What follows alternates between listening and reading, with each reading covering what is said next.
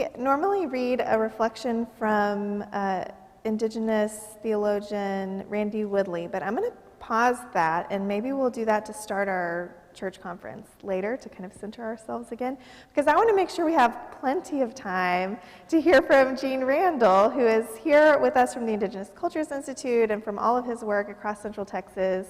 Thank you so much for being with us, and I want to pass it on to you. Everyone, let's give him a round of applause for being here. Thank you so much. You want to go here? Okay, that's great.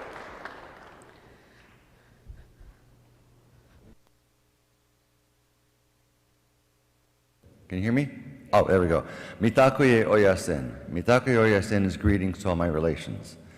And generally when I say mitakuye oyasin, most people say, well, of course we're your relations. But when I say mitakuye oyasin, I mean all of my relations, which includes all those creatures in the air, the creatures in the water, not only the two-leggeds, but the four-leggeds.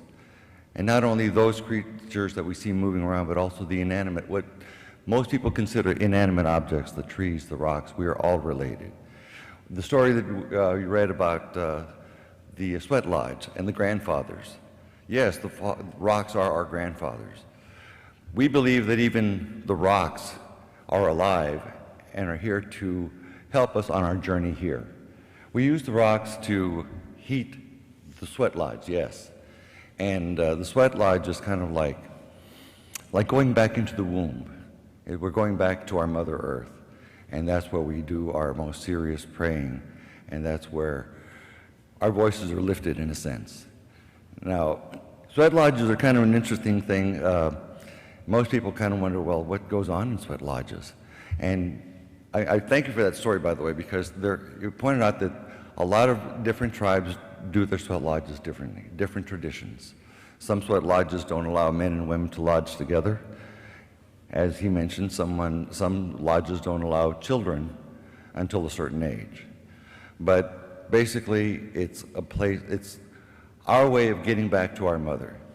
One of the things that separates our spirituality, let's say, from religion in general. Now, first let me let you, so you understand, I have nothing against religion. I grew up Catholic. I had my first marriage, and also I could become a priest. That was at the age of 30. At the age of 35, I had no longer subscribed to any religion because I had discovered my indigenous roots. Our spirituality is a little bit different. I was telling your pastor that there's some wonderful books out there if you really want to get into the metaphysics of religion and spirituality, especially from the indigenous perspective. There's some really wonderful books I can recommend. A little heavy reading for most people, but still. But my purpose, and I didn't thank you for allowing me to be here this morning, but yes, thank you for allowing me to be here and speak to you. One of the things that I would emphasize when I was doing my radio program was educating the public on who we are, letting people know that we are actually still here. And the thing of it is, a lot of the history that we've learned, or actually never learned in school, is part of what I try to share with when I do these presentations. Now, I understand you all have been doing some wonderful reading. You've got your land acknowledgments and all sorts of wonderful things going on. But I don't know about how much of the history of racism. You know, I do a presentation on the indigenous perspective on racism. And it goes all the way back, I go all the way back to the 14th century. Why do I go back to the 14th century? Because back in the 14th century, 14th and 15th century, 3 papal bulls were issued by the Roman Catholic Church. Basically, as Europeans were starting to explore other lands, they were basically, by the Pope, given permission to, well, it started with the Saracens. Yes, you can take the Saracens, conquer them, and put them in perpetual servitude. This is where it started. Okay, so then the Portuguese were out discovering all these other lands. Now the Spaniards got involved. They're wanting to do some exploring too. So that was the second bull that the Pope, the Church, put out, and that was basically, okay, well, you guys can go have, the Portuguese, you can have this part. Basically, the Pope divided the world. He drew an imaginary line between point A and point B. He said, okay, Portuguese, you can have this part. Spanish, you can have this part. And that's how it started. And the whole point of it was Europeans and I have nothing against Europeans. Please, I try not to sound racist, but it's actually pretty racist. It was Europeans who decided that they had the upper hand. They were a superior race. Any indigenous cultures that they encountered, they decided, well, we know better, so you're going to do it our way. And that's pretty much what's been happening. In our own country here, prior to colonization, prior to, say, Columbus, it's hard to estimate how many indigenous people actually lived here, but it was in the millions. By the 1800s, it was down to several 100,000. Why did that happen? Well, a lot of it started in the 18th century. Racism actually started in the 18th century. Race is not even, if you look at scientific, the charts of genus, phylum, and all this stuff, you don't see race anywhere. It doesn't exist. It was actually made up in about the 18th century by some anthropologists, because they were trying to discover people that didn't look like them. So they wanted to categorize them, so they came up with these different races. Now, unfortunately, because of that and the papal bulls that were issued, like I said, Europeans felt they had the upper hand, but we'll do it our way. Yesterday, Natalie mentioned we had an incident at the powwow. One of our arena directors on the opening prayer basically turned the opening prayer into a sermon. Now, in our culture, we respect other people's religious beliefs, but sermons, not at a powwow. And the thing that I think disturbs me more than anything about that is the fact that not so much that this person has this wonderful faith in his religion and his beliefs, and I fully support that. But what bothers me about natives being Christians is that why are we practicing the religion of our oppressors? And that's my perspective. Now, we have lots of Christians lots of indigenous people who are Christians. But one thing you have to remember is that their ancestors did not have a choice. It was either accept Christianity or be turned into a slave, or worse, be killed. We push for Indigenous Peoples Day as opposed to Columbus Day. Columbus was actually a very violent, brutal individual. And there's a lot of history that you don't hear about in school. There's a lot of history that's never taught. And I'm thankful that we have people here who are actually wanting to learn more. Now, as I mentioned, prior to colonization, our numbers here, our ancestors were in the millions. After about 1800, we were down to several 100,000. When you start to think about it, what did racism do for us? Well, we were here first, but it wasn't until 1924 that we got citizenship in the United States of America. And it was 40-some years later, 1965, before we got the right to vote. That's in my lifetime. That's in your lifetimes. In 1975, what was happening in 75? I believe that was the Indian basically, we got the right to self-govern on our reservations. We also had the right to actually be eligible for grants for education and those sort of things. That was 1975. 1985, two big things happened. Freedom of Religion Act. Finally, after all of these years, we were able to openly conduct our religious ceremonies. Prior to that, if you were a medicine man practicing any kind of a ceremony, the risks were great. You could become imprisoned, you could be put to death, or you could be put in an insane asylum. There was a lot of things about our culture that was never understood. And because of that ignorance, and because of this belief that these people were superior to everyone else, it put our cultures in jeopardy. And not just here in the United States, but in indigenous cultures throughout the entire world. European colonization has, in my estimation, has been an anathema for indigenous cultures all over the world. It's a sad fact, and unfortunately that's what we live with today. Institutionalized racism. John Marshall, back in the 1800s, wrote a unanimous decision for the Supreme Court that basically said, because of European colonization and I should have written this down, but because of the divine right of the population of the United States, the indigenous people, they were relegated to mere occupancy. We couldn't own anything. We were just here as part of the land, and could be owned. Now, one of the things that separates a lot of our beliefs from Christian beliefs is our connections to the earth. When you hear the word indigenous, what does that really mean? Indigenous means we are actually from where we are living now. We are part of the earth.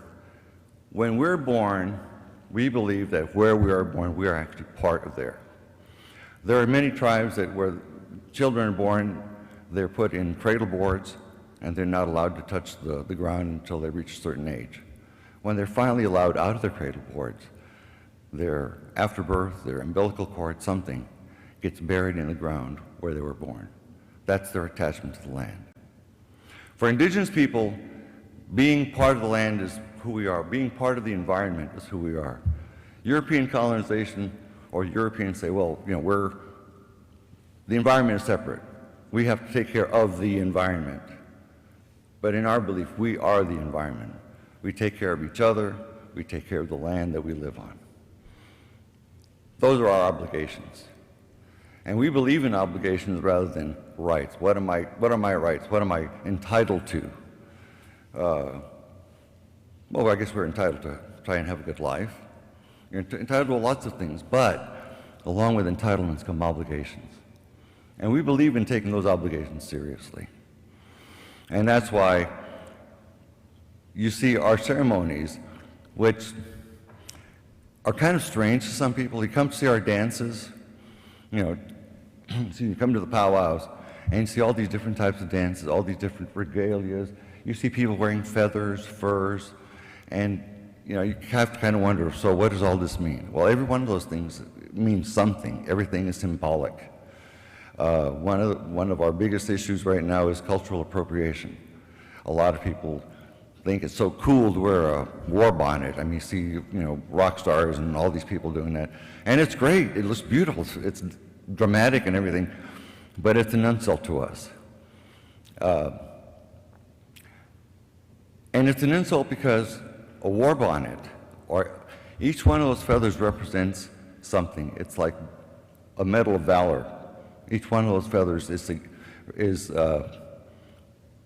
commemorates an event, an act, or something of great honor. So a war bonnet, it's like a chest full of medals. So when someone wears a war bonnet, in the United States, of course, we have something called stolen valor. If you're not military and you're wearing military decorations, that's not acceptable. Well, for us, wearing regalia, any type of regalia, unless you're dancing or part of the ceremonies, that's offensive to us because it has a whole different value to us, and people don't understand that. Our connection with animals around us. People look at me funny when I tell them I have a red-tailed hawk that brings me messages in my backyard. I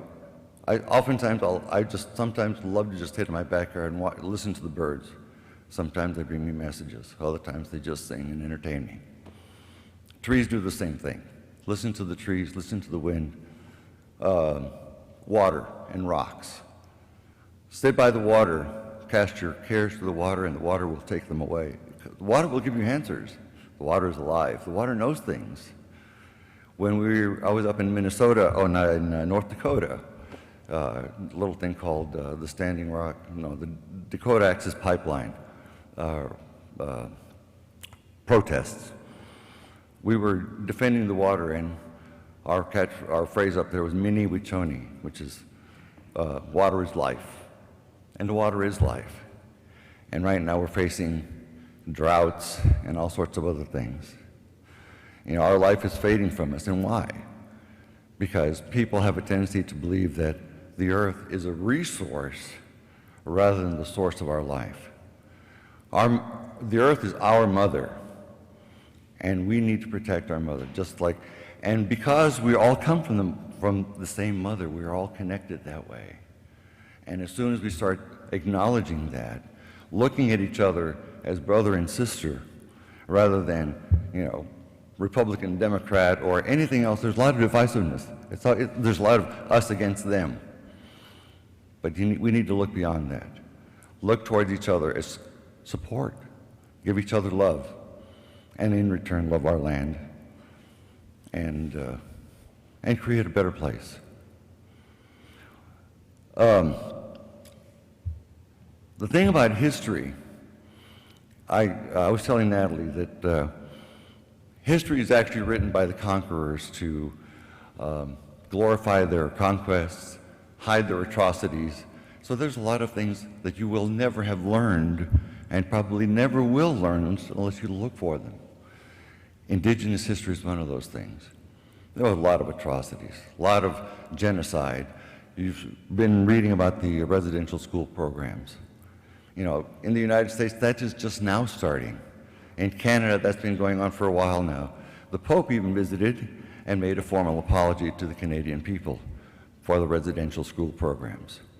Hadn't come to the United States yet, and I'm not sure what all you actually have learned about the residential school programs, but a lot of those were funded by the U.S. government. They were paying the churches, the Catholic Church, the Mormon Church, and many other religious churches and government institutions that were actually running these programs. And of course, a lot of those kids never came home. And now, finally, after all these years, we're looking for some accountability. Something else that a lot of people don't realize is something called historical trauma. Trauma that's actually passed down genetically. A lot of our elders who survived things like residential school programs, alcoholism, abuse, domestic abuse, these are things that people ask me, well, if those things are happening so frequently on reservations, why don't people something do about it? Well, that's actually a good idea, but the problem is there's very few resources in lots of those areas. High school dropout rates are very high. However, we do have indigenous grandmothers who are starting programs to support these kids, keep them in school. I mean, there's a lot of things going on, but you will never hear about them. And what's tragic for me is the fact when you start to consider what they're actually teaching in school. I've been looking at some of the drafts from some history books that have been recommended here in Texas alone that completely eradicate any kind of indigenous history. And that's where we say, if you want to become an ally, find out what they're teaching in school. Speak up. There's a lot of history that will never get taught, and there's a lot of history out there that has yet to be learned.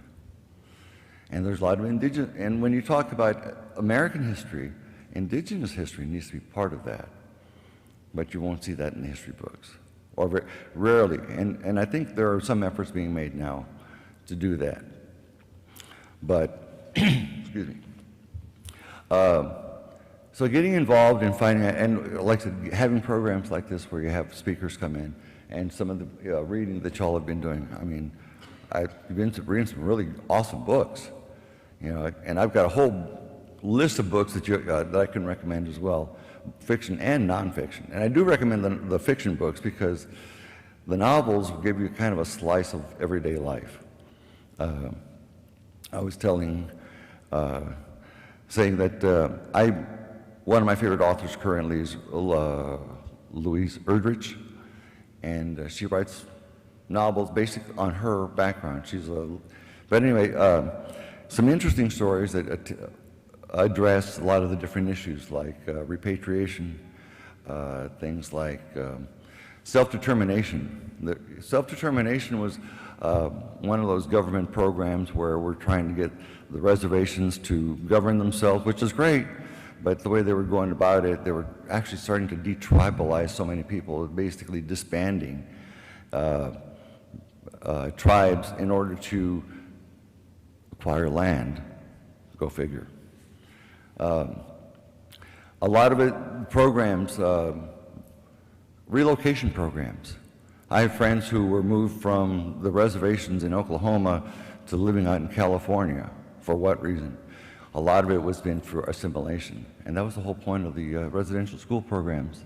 Assimilate our children to become more mainstream, less Indian. The whole point was to kill the Indian and save the man. And that was the philosophy behind those residential schools. Unfortunately, like I said, a lot of those kids never came home. But, how much time do I have? Is there one? Okay. I was telling Natalie one of my favorite quotes on history is by Napoleon. What is history but a fantasy we've all agreed upon? You know, and that's pretty much what history books are. Who writes the history? When you start reading about articles about history and anything about indigenous cultures, ask yourself, who wrote this? That should be the first question you ask. Because on the radio station I used to work for, we had a program called Bookmark, yes. And basically it was a program discussing different books. The host is a retired English professor, and she had a friend of hers on they were discussing this wonderful book, written by a Western author, all on the culture of, I think, the Apaches or something. And she was all crazy about this book. Oh, this is great, you know, so detailed and this, that, and the other. And after the program, she asked me, so what did you think of it? And I said, who wrote the book? And it was an American Western writer. I said, well, here's the problem I see with this. These people can live on the reservation with our friends and relatives, but unless you actually have experienced, the full experience, you can't really talk. I mean, you can say, well, this is what I observed, this is how they do things, but the total experience will be lost unless you've actually lived it. It's like a white person trying to live black. You know, there's some translation, some things work, other things don't. You will never completely be black. Just like people who write about indigenous cultures will never be indigenous no matter how hard they try, and then there are those of us who grew up detribalized. And detribalized meaning in the 1950s, it was difficult enough growing up as a young Mexican kid. We'd never talked about being indigenous, native, or anything along those lines. In the 1950s, you could still kill a Native American and not ever have to stand trial in the state of Texas. So we never talked about it. And there's lots of us who grew up the same way, detribalized. As a matter of fact, this last census, we were pushing people who claim to be indigenous or who know they have indigenous roots but didn't grow up on reservations. There's not been a classification for us. And our numbers, we need to be aware that there are more of us out there than people realize. I imagine, even in this group, I imagine there's probably a handful of you who can say, well, yes, I probably have some indigenous blood in my family history.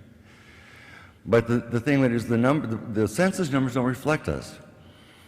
And it was kind of interesting during one of the elections when they were listing the different categories, you know, white people, black people, Hispanics, Asians, and then there was actually Asians weren't listed, but others were. So we were grouped in with the Asians and all the other groups that weren't already listed. You know, and that's kind of the way we are now. When you talk about affirmative action, you hear about all the things going on for African Americans, but you have very little going on for indigenous cultures. Fortunately, you know, we're tough. I keep telling people we are the descendants of the survivors. It's resilience and education that are going to get us through all of this mess, and eventually people are going to start listening to us. And I see that happening. We're starting to have legislators who are indigenous from different places, and we need more of those voices. We need to start listening and asking the right questions. Not, you know, what do I deserve? The questions to ask is, what are my responsibilities here? Not just to each other and to the planet, but my total responsibility is how do I fit into this world? And from my perspective, it's being part of the world, being of service, being available to each other. And that's one of the beauty of, one of the things I love about being at a powwow is we're all family there. You can let your kids run around, you don't have to worry about anything because all the aunties, all the grandmas, all the grandpas, all the uncles, and they're all going to be looking out for everybody else's kids. We are one family there. And I would ask that you look to be a family among your friends as well. Or you can come join us. We have more powwows coming up. Matter of fact, next weekend we have Belton is having not so much a powwow, but rather kind of a gathering. Not quite as big as Austin, which that powwow group is kind of rebuilding. So, but in next Saturday, Belton, Texas, Yeti Polk Park, Four Winds Intertribal Society will be having music, singers, dancing, and dancers, and I'll be the MC. So you're welcome to come up and say hello. But try to get out to the powwows. Learn more about the cultures. You know, ask questions. Please ask questions. Feel free to ask questions. We love answering these questions because you will never know what you want to know unless you ask a question. So people like me, you know, you ask me whatever you want. I'm tell you whatever you, well, if I can answer the question for you, of course I will. And people like Maria Rocha, the Indigenous Cultures Institute, and matter of fact, here in Austin, there's the Great Promise for American Indians. They're the ones who put on the Austin powwow. In San Marcos, of course, the Indigenous Cultures Institute. We also have all kinds of programs going on besides public speaking. One of the things we're most proud of is our NAGPRA, the Native Americans Graves Registration and Protection Act. We are one of the few cities in the United States that has a designated cemetery for the repatriation of our indigenous remains. We have, I mentioned Natalie that San Marcos, Texas is actually the oldest continuously inhabited site in North America. This is the site of the Coahuiltecans. This is where they came up into the physical realm. And recently, well, they have been trying to restore what used to be Ocarina Springs back to its natural beauty. And in that process, they found remains right there by the lake. There are hundreds and hundreds of remains in universities and museums around the country. Matter of fact, our Indigenous Cultures Institute has been wrangling with University of Texas for some of the remains. You may have seen some of those stories in the news. Yes, we're very adamant about returning our relatives to where they belong so they can continue their journey. So we have education programs. We have a summer program for children in San Marcos that teaches them Aztec dancing and the Coahuiltecan language and some Nahuatl. We have language programs. We actually have people teaching language like Nahuatl and other indigenous language of south of us. So there's lots of resources available. You just have to want to learn, and you have to just go look for them. And I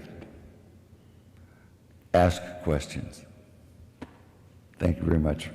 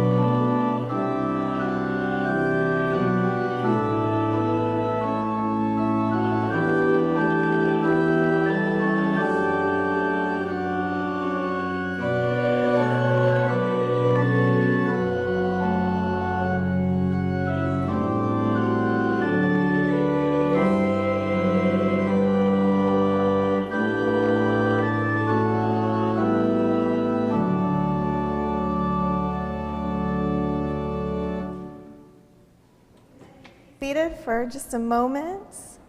Thank you so much, Jean, for sharing with us and giving us so much more to look into and ask questions about. That was beautiful. And I forgot to mention that Jean's wife, Jean, is also here, a pair of Jeans, they said. So y'all be sure and come and say hello and give your gratitude to them for being with us today after the service. But just a few quick announcements before you do that, because I know you're excited to do that. Today we are beginning our poinsettia orders, where you can order flowers in memory or in honor of someone. That order form is in your bulletin, so you can begin to turn those in now. There will also be a way to do that online that you'll see in the Wednesday email. Also, Labyrinth is having a t-shirt sale right now, and that, I think also there's a link in your email. But if you have any questions, Anna is here today, so you can ask Anna as well. After the service today, and after you've had a bit of time to mingle, we're going to head down into the fellowship hall for our quarterly church conference. We do have Jason's deli boxes for you, so we will feed you. We don't want anybody hangry during budget discussions. But please stick around for that if you are able. That's an important part of our life together as a church. Tomorrow we have our book club meeting, and they will be at Charles and Beverly Laughlin's house, so contact Beverly if you need any help with that, or you can contact the church office. And then this Thursday, God's Family Dinner is having their special Thanksgiving meal, so we'll have a hot meal that we're serving to whoever comes, whoever's hungry. We've been serving 80 to 100 people these last months, and so we need your help. If any of you are available and can come just this Thursday to help with that, that would be really fabulous. Let me know if you're available for that. It'll be a wonderful meal. Next Sunday is the hanging of the greens. Advent is coming. Can you believe it? So please stick around after church. We'll have pizza, and we'll put up all of our Christmas decorations and just have a good time together. You might be able to lend your muscles, and that's great. You might be able to lend your aesthetic eye. That's great, too. You might just be a cheerleader like me if you're not good at either of those things. So please stick around and help us with that. And then last thing, Jonathan needs your help. We are going to be having a joyful noise band on the third Sunday of Advent. That's December 11th. And I believe his announcement said, we are not called to make aesthetically beautiful music. We're called to make a joyful noise. So if you play an instrument, no matter how well or poorly, you are invited. We need you for the Joyful Noise Band. Please reach out to Jonathan. We're going to do a couple of hymns together. I may even be there with my tambourine. We'll see. But let Jonathan know. Is he down here? Where is Jonathan? Oh, there he is. Let Jonathan know if you want to be a part of that. It should be a blast and not a lot of extra prep time. Is there any other announcements that I've forgotten to make? Okay. Well, let me say again, thank you so much to Jean and to Jean for being here, and y'all make sure you give them your gratitude before you head downstairs. We're going to definitely see if you're willing, see if we can have you back again soon, because we've got a lot to learn, and we're so grateful for your generosity and sharing with us. So, all right, if you will rise in body or spirit, I will send you off with a benediction. As you go throughout this week, beloveds, may you be surrounded by the width and length, height and depth of Creator God's love for you now and forever. Amen. Amen.